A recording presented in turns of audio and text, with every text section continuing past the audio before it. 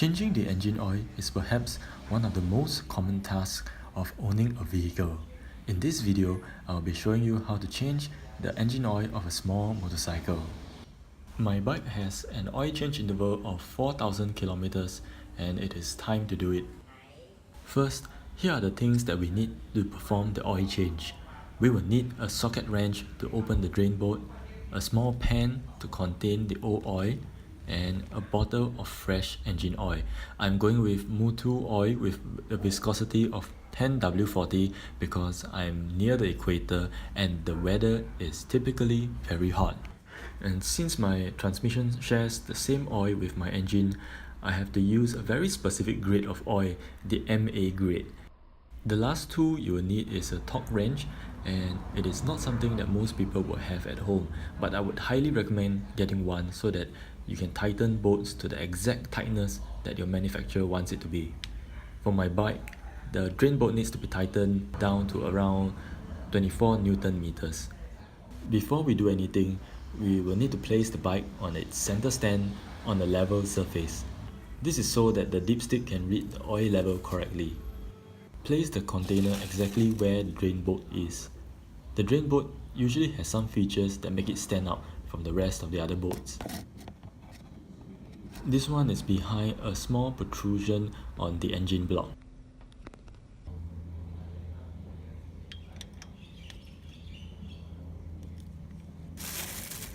Once the bolt is loose, turn it by hand and be prepared for the engine oil to start flowing. Oh yes, gloves are absolutely great to have at this point in time so that you don't get engine oil on your hands.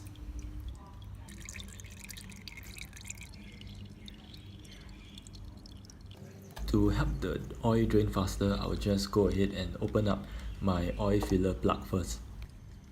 While the oil is draining, let's check the bolt or washer for any damage. If it looks bad, then it might have to be replaced. This looks okay and I will be reusing it.